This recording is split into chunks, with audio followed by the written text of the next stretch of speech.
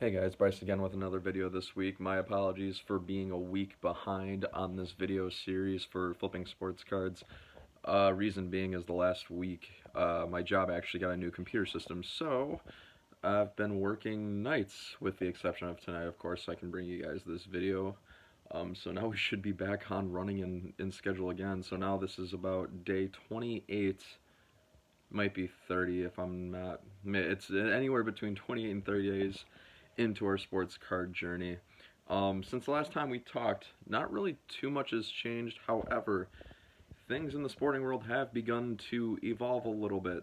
So, between the last video, which we were at day 14, and now it's been a couple weeks from then, here's what's happened. So, a couple things I've noticed.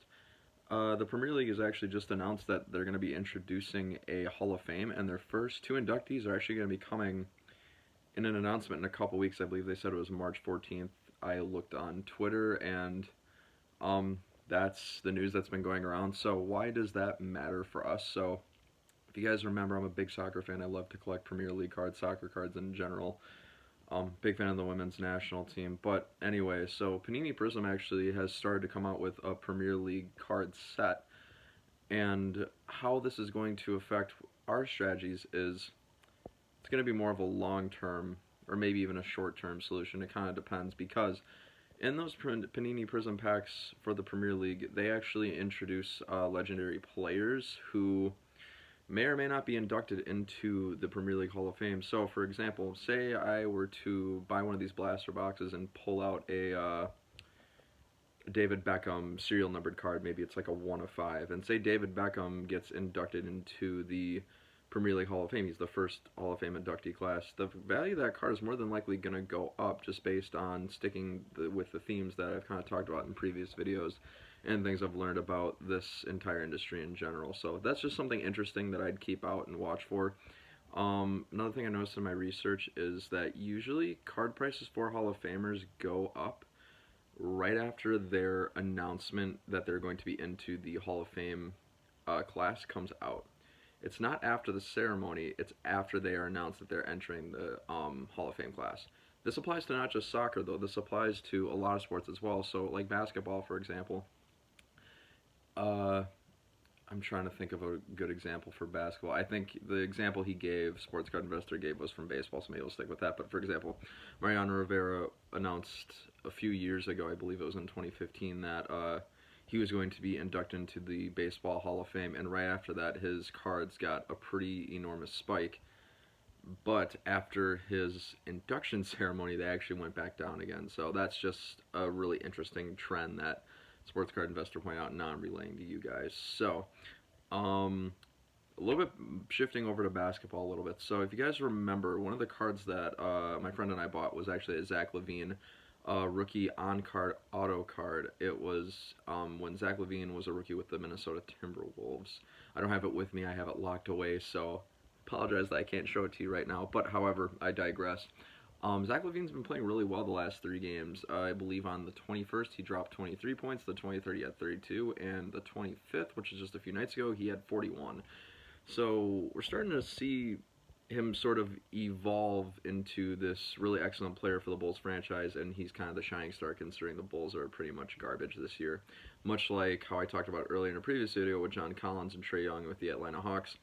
Youth is going to rise to the top. Eventually these teams are going to get better. And I think, if it's okay with my friend, if at the end of the season Zach LaVine continues to play well, we can maybe sell off his card to turn a little bit of a profit, or we can hang on to him for the long term and see if he gets traded, because I don't know if I mentioned this before, but usually when players get traded to other teams, their card values also go up as well. So, something to keep in mind. An example of this, John Carlos Stanton, example of a great guy on a garbage team. He was on the Miami Marlins at the time. He was traded to the Yankees, and his cards prices just went way up. So, something to keep an eye out for us as well. What else has been going on in the sports card world in general? I think that's pretty much about it. The All-Star game happened. Everyone played really well. I didn't even really watch the All-Star game. It doesn't seem to affect card prices much. I could be wrong. Do the research if you're more curious about it, but I just don't anticipate it really being a big deal. But you never know. This hobby is very not interactionable, reactable. So excuse me, anything could really happen. So, but I did want to share with you guys something that I've kind of been up to that's sort of thinking outside the box in terms of sports card investing. So, one thing I've noticed recently is that the hobby is actually starting to get a little bit more popular. A lot more people are starting to get into these sports cards, and it's becoming a little bit more difficult. Resources are becoming a bit more scarce. So, I tried a flipping trick that I've actually used in the past. If you guys haven't seen my video about flipping for the last 18 months that I've been doing, go ahead and check it out on my channel. You'll learn a lot, and it's about flipping things other than sports cards. So, for example, shoes, etc., so forth. But I digress again. So, what I did is I did this technique where what I do is I go on Facebook Marketplace and I look for basically ways to get a ton of inventory. So, for example, if we are looking for a ton of sports cards, what you could do is you can go on Facebook Marketplace, look for people who just have giant collections that they're just trying to get rid of for a ridiculously cheap price. Well, when I was on there the other day, I found someone who's getting rid of thousands of different. Wait for it. Wait for it. Let's see if I can pull this up. Yu-Gi-Oh cards. So, I bought like 2,000 Yu-Gi-Oh cards from this guy. He only wanted like $35 for them. So, what my plan is now, because I've been listing them for actually quite a while, I just wanted to share this with you guys because I've been making some money doing it. So, what I did is I basically list like 9 of these a day. Don't get me wrong, I had to do a little bit of research to make sure I was advertising that I was giving people the cards I said I was giving to them. So, it took a little bit of work that way, but anything in life worth doing is hard, or at least takes some sort of effort. So, that's just a way to kind of think outside the box a little bit. My technique, like I said, 9 listings a day with those cards on eBay and Mercari. Those are about the only 2 sites I'm using currently. And the good thing about Mercari is, and those cards, is you can ship those cards just using like an envelope and a stamp. If you guys are more curious about how to safely ship cards, I'd recommend YouTubing that as well. Or maybe I can even make a video showing you guys how I package up those Yu-Gi-Oh cards and sell them for basically $1. And on Mercari, they won't let you price anything lower than $5. So what I do is I list each individual card for $5 each, free shipping. Costs me $1 to ship each card, and they've actually been selling pretty well, surprisingly. If people want to bundle cards, I usually give them a pretty good deal because I mean, come on, I have several thousand of those, and I only got them for $35. So it does take time for those to sell. I'm not going to say you're going to sell all of them in a day because that's just not realistic, but it takes a little bit of patience, takes a little bit of time. But if you guys are finding that you're struggling with sports cards, you want to try something new, give Yu-Gi-Oh cards, Pokemon cards a shot. People love playing with those kinds of things, and I don't blame them because I did as a kid too. So I guess I'm still a kid, I guess, if any of you folks are older than me out there. But give it a shot.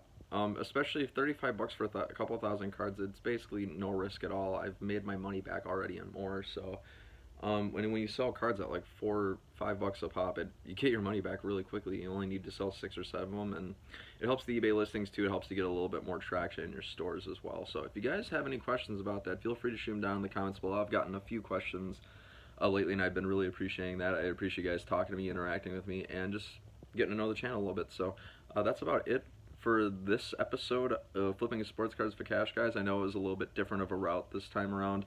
With it being in the midst of basketball season, I'm trying to take a little bit more of a conservative approach to buying those cards and thinking outside the box. So we'll just keep on going. So thanks for watching, guys. Take care, and we'll see you next time.